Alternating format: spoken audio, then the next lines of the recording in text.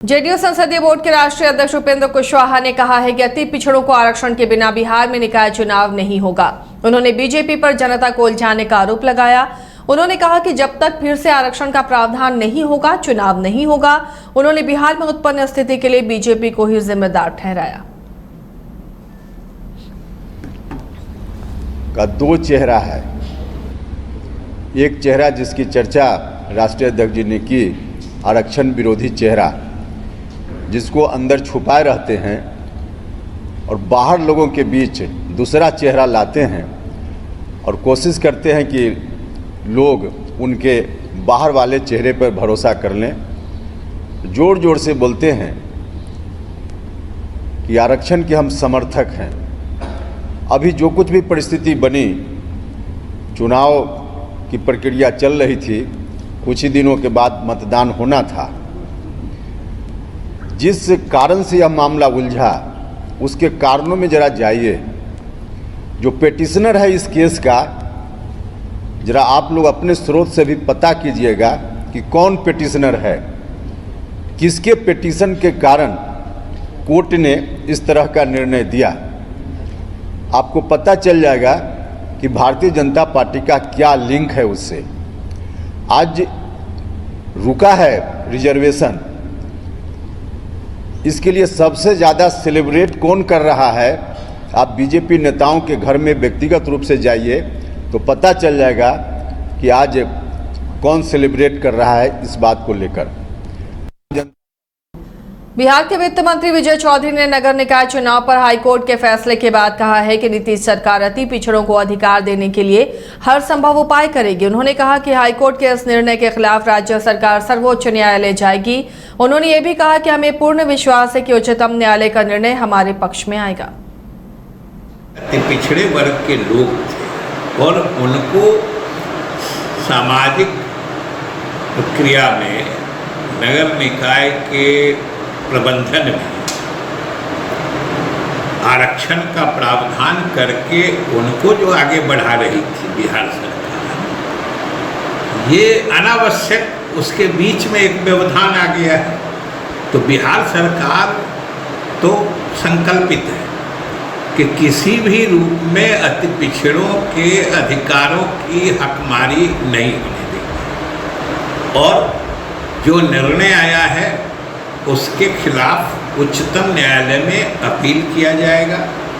और हम लोग पूरी तरीके से उम्मीद रखते हैं कि उच्चतम न्यायालय का अंतिम फैसला हम लोगों के पक्ष में आएगा, क्योंकि ये आवश्यक है। नहीं तो अति पिछड़ों के अधिकारों का जो उनको नीतीश सरकार ने पिछले 15 वर्षों में दे रखा था, ये उसका हनन।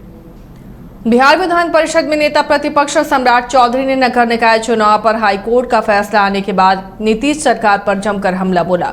उन्होंने कहा कि सरकार ने सुप्रीम कोर्ट के आदेश के बाद भी आयोग का गठन नहीं किया, जिससे ये स्थिति बनी।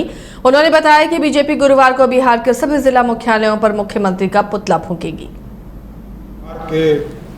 बिहार वासी, पूरे भारतवासी को विजयदशमी पर सर्वप्रथम शुभकामना के साथ भारतीय जनता पार्टी ने निर्णय लिया है, बिहार भारतीय जनता पार्टी ने निर्णय लिया है कि कल जो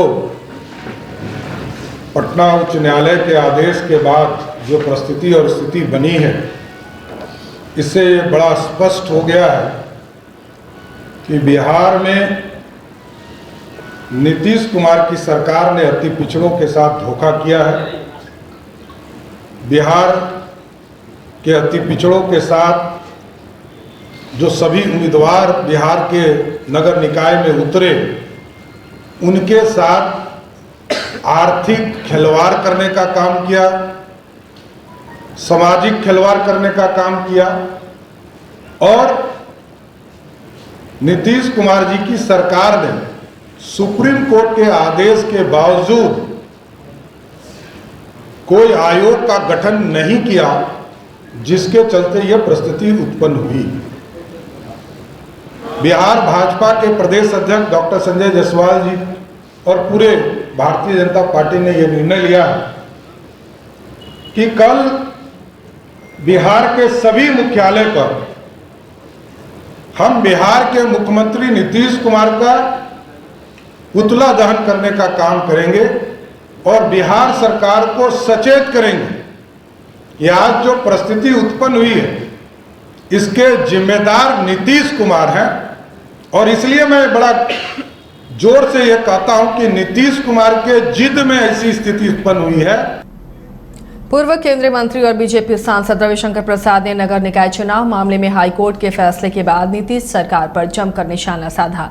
उन्होंने आरोप लगाते हुए कहा कि नीतीश कुमार की सरकार गैर कानूनी रूप से काम कर रही है। वो नगर निकाय चुनाव में अति पिछड़ों को आरक्षण नहीं देना चाहती थी। किस जाति को कितना आरक्षण निकाय चुनाव में देना है उसे लेकर आयोग का गठन करना जरूरी है। राज्य निर्वाचन आयोग के द्वारा राज्य सरकार को सुप्रीम कोर्ट के आदेश को लेकर जानकारी दी गई थी। जब ये चुनाव की प्रक्रिया शुरू हुई और ये बहुत गंभीर बात है तो नीतीश कुमार की सरकार के पूरे इरादे पर सवाल उठाती है, तो बिहार के चुनाव आयोग ने उनको कहा कि चुनाव में हमारी ये बंदिश है, सुप्रीम कोर्ट का निर्णय है, अतः कृपा करके इसको पालन करना जरूरी है। लेकिन ये बहुत दुर्भाग्य की बात है कि कहा गया कि लॉ मिनिस्ट्री का एडवाइस है अतः आप चुनाव कराइए। कानून विभाग नीतीश बाबू की सरकार में गैर कानूनी काम करता है क्या? जब 6 सुप्रीम कोर्ट के फैसले हैं तो बिहार का लॉ डिपार्टमेंट किस प्रकार से ये पूर्वाग्रह से ग्रस्त और पक्षपात पूर्वक ओपिनियन दे रहा था? तो कोई आश्चर्य की बात नहीं है। जैसे व्यक्ति कानून मंत्री बनाए गए थे पूर्व में आपने देखा था, तो कानून का दुरुपयोग कानून विभाग के कंधों से किया जाता है ताकि इस तरह का ओपिनियन दे। मोकामा के हाथीदह में स्वर्गीय कैलाशपति मिश्र की जयंती मनाई गई। इस मौके पर बिहार विधानसभा में नेता प्रतिपक्ष विजय कुमार सिन्हा ने मोकामा विधानसभा उपचुनाव में भाजपा से उम्मीदवार खड़ा करने का ऐलान किया। उन्होंने लोगों से मोकामा में कमल खिलाने की भी अपील की। आज तो हम लोग बैठे हैं, हमारे परम श्रद्धेय अभिभावक माननीय कैलाशपति मिश्रा जी की जयंती है और इन्होंने बिहार में भारतीय जनता पार्टी को शून्य से शिखर तक पहुंचाने में जो भूमिका निभाए और आज मोकामा से इनका बड़ा लगाव रहा है। इनके साथ काम करने वाले कई पुराने लोग आज हमारे बीच नहीं हैं। हम श्रद्धा सुमन अर्पित करते हुए मोकामा चुनाव का शंखनाद